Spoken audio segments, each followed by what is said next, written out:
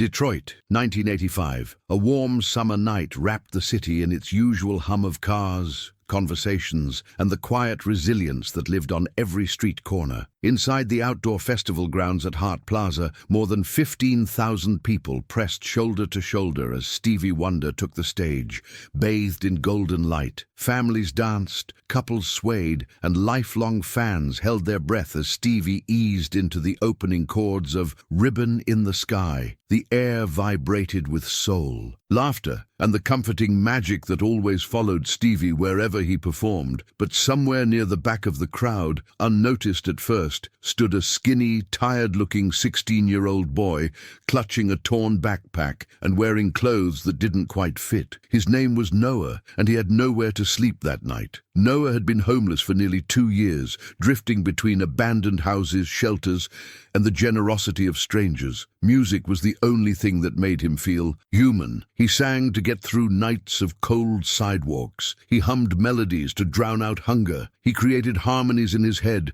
to distract himself from the loneliness that followed him everywhere. That night, he hadn't come to Hart Plaza for entertainment. He had come because music was free and because Stevie's voice felt like the closest thing he had to hope. As Stevie played, Noah whispered the lyrics under his breath, harmonizing softly, unaware that a woman beside him had stopped. Dancing, she stared at him, stunned. His voice, raspy, aching, raw, wasn't just good. It carried a depth no teenager should have. As the next song began, Stevie paused, tilted his head, lifted one hand in the air. The band froze instantly. The entire plaza quieted. Stevie turned his face toward the back of the crowd, the exact spot where Noah stood. "Somebody back there," Stevie said slowly, "is singing with a whole lot of truth in their voice." Thousands turned. People pointed at Noah, who instantly backed up, terrified. But Stevie lifted his microphone again and said, "Young man, wherever you are, would you come sing with me tonight?" A gasp rippled through the festival. Noah shook his head,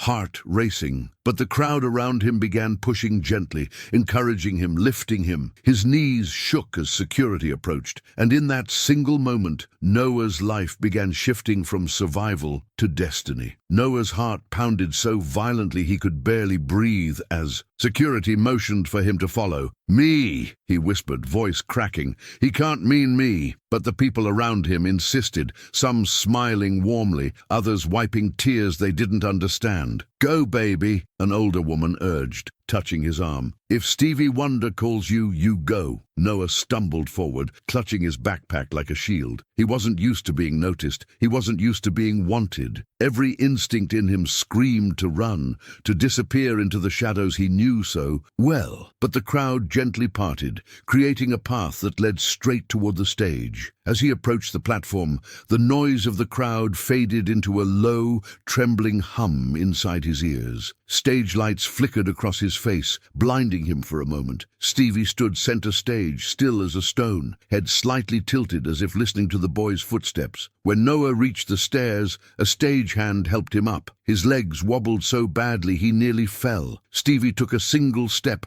forward, extending a hand, even though he couldn't see the boy's terrified expression. "Come on, young brother," Stevie said, his voice warm, inviting. "Ain't nobody here to judge you. We all just want to hear your heart." Noah swallowed hard. No one had ever asked to hear his heart before. When he finally reached Stevie, he froze, unsure what to do, unsure whether he even belonged there. Stevie rested a gentle hand on his shoulder. "What's your name?" he asked. The boy's voice was barely more than a whisper. "Noah," Stevie smiled. "Noah, that's a name with promise." The crowd murmured with emotion. Noah lowered his gaze, ashamed of his dirty clothes, ashamed of the backpack slung across his shoulder, ashamed of the life he carried. Stevie sensed it instantly. "Hey," Stevie said softly, squeezing the boy's shoulder. "Look up. On this stage, you're not where you came from. You're where you're going." Noah's breath hitched. No one had ever spoken to him like that. Stevie then lifted his microphone, slowly, deliberately, and held it out to Noah. The crowd gasped. Noah shook his head violently. I can't," he stammered, fear twisting inside him. Stevie smiled. "That's exactly why you should." The band waited in total silence. The crowd leaned in. Stevie whispered, "Just give me one line, Noah. One!" And slowly, trembling, Noah took the microphone. Noah held the microphone like it might break in his hands. His palms were sweaty, his breath shallow, and every insecurity he carried from the streets wrapped itself around his throat like a chain. The crowd waited, 15,000 people, silent as stone. Stevie stepped closer, his voice barely above a whisper. "You don't have to sing loud," he said. "Just sing true." Noah closed his eyes. One breath, two, and then a sound escaped him. It was small at first, fragile, like a candle flickering in a storm, but the moment it left his lips, something inside him cracked open. His voice, raspy, aching, tender,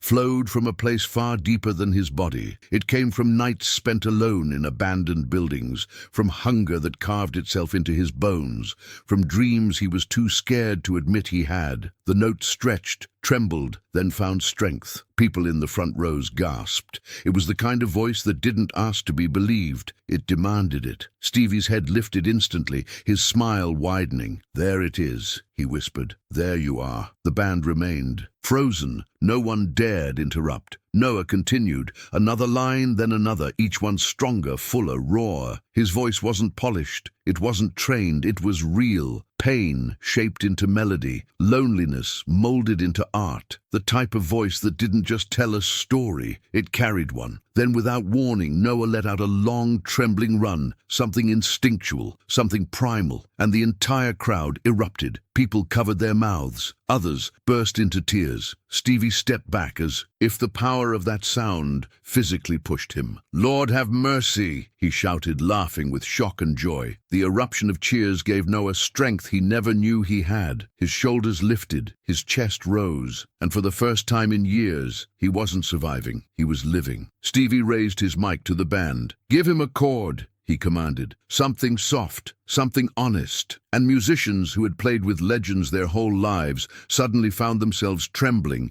as they followed the voice of a homeless boy who had just stunned one of the greatest artists on earth. The moment had only begun, and already Noah's future was shifting under his feet. The band eased in with a delicate chord progression, soft electric piano, gentle bass, brushes on the snare. It wasn't a full song. It wasn't even a rehearsal. It was a musical offering, a quiet invitation for Noah to step into something bigger than himself. Stevie kept a hand lightly on the boy's back, grounding him. "Follow the music," Stevie murmured. "It knows where you're going." Noah opened his eyes just enough to see the blurry glow of stage lights. He lifted the mic again, hesitant at first, and sang his next line straight into the warmth of the chord. This time, there was no fear. His voice wrapped around the melody like it had been waiting its entire life for this moment. The band exchanged stunned glances. This wasn't a kid fumbling through nerves. This was a storyteller. As Noah's voice flowed through the speakers, people in the crowd began grabbing strangers' arms,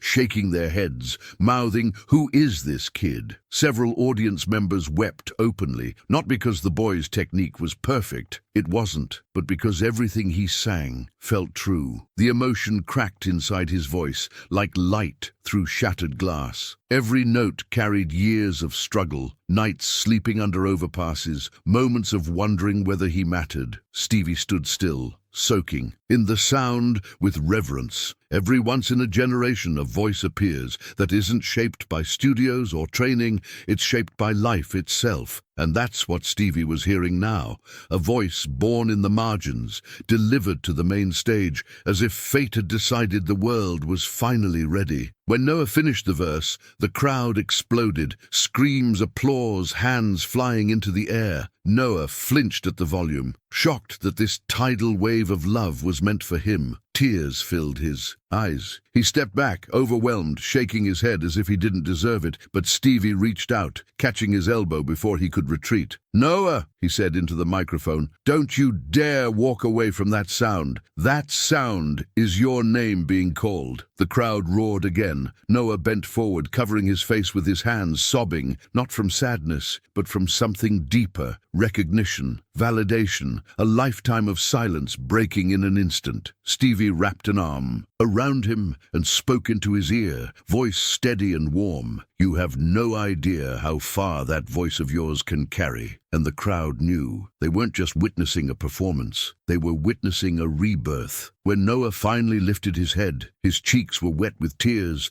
but his eyes, once dimmed by years of hardship, were glowing with something new. The crowd, sensing the fragility of the moment, quieted themselves almost instantly. Stevie kept his arm around the boy's shoulders, grounding him like a lighthouse in the storm. "You all right, young brother?" Stevie asked softly. Noah nodded, breath shaky, clutching the microphone with both hands like it was the only solid thing in his world. Stevie turned to the audience. "This young man, he's carrying something heavy, and he still found the courage to sing." A ripple of emotion passed through the plaza. People leaned forward, drawn not just to Noah's voice, but to the truth behind it. Stevie crouched down and Noah stood at the same height. "Let me ask you something," Stevie said gently. "Where'd you learn to sing like that?" Noah hesitated, eyes darting away. The answer wasn't simple. How could he explain nights humming to himself to stay warm, practicing harmonies under highway bridges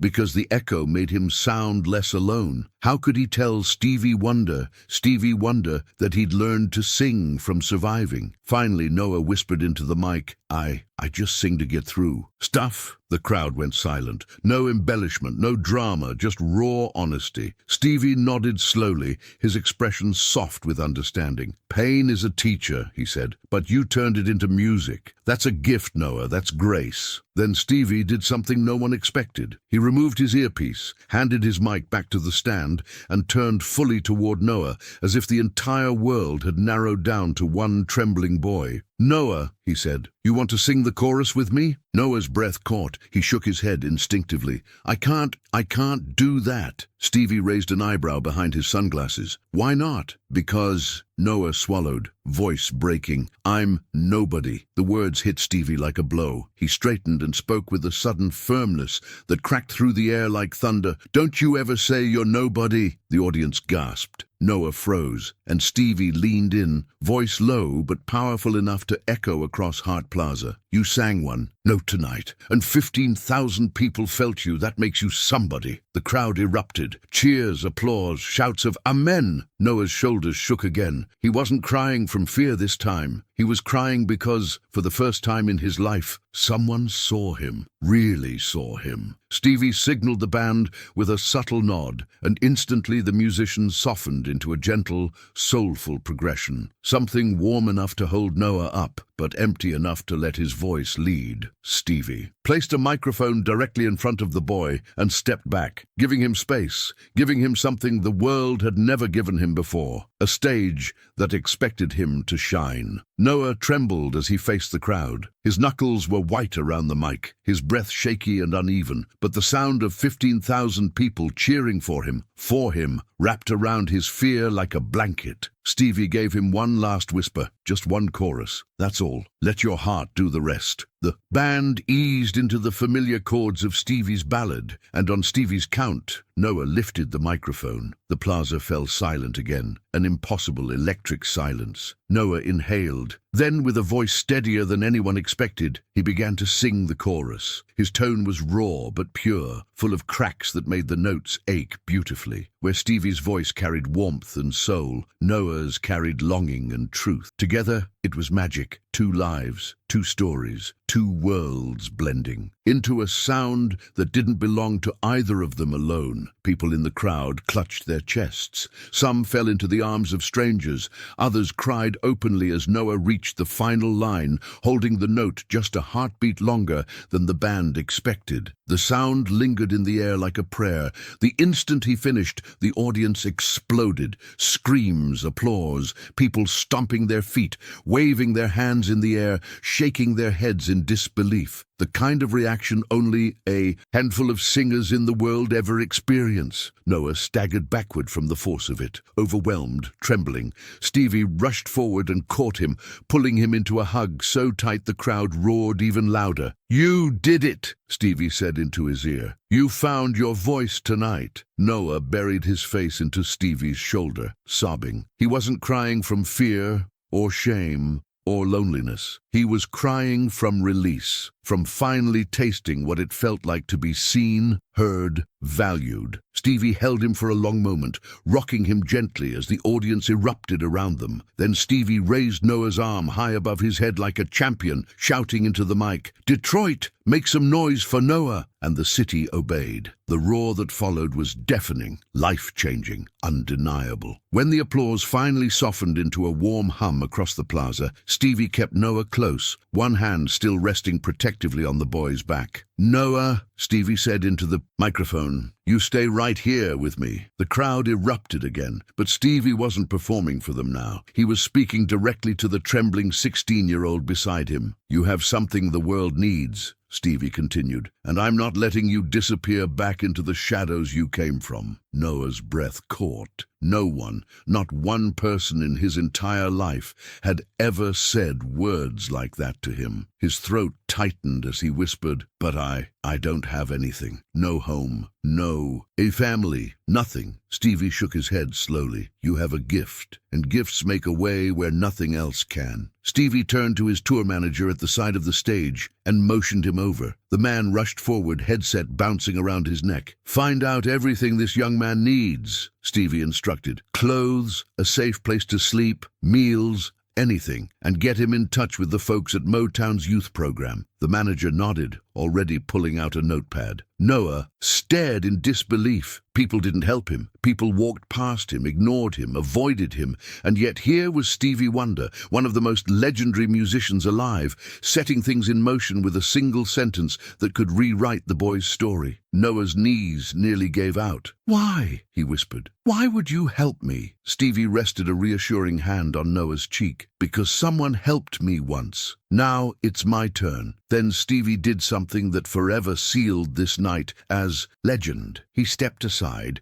completely aside, and gestured for Noah to stand alone at center stage. The crowd gasped. Stevie, smiling, lifted his mic and said, "This is Noah's stage now." A spotlight snapped instantly onto the boy. Noah froze, trembling, overwhelmed, but then something inside him lit up, not fear, not doubt, possibility. The crowd cheered wildly as Noah took one hesitant step forward. Stevie leaned close and whispered the words that would follow him for the rest of his life. "Your voice is your future, Noah. Don't ever let life convince you you don't have one." That night didn't just change a concert, it changed a destiny. Noah entered Motown's youth mentorship program within weeks. He got housing, he got vocal coaching, he got a shot. Years later, he would stand on another stage, stable, confident, loved, and tell an audience, "My life began the night Stevie Wonder heard me singing in the crowd." And every time he sang that signature trembling run, the one that first stunned Detroit, the world remembered the moment a homeless boy's voice rose out of the shadows and found the light.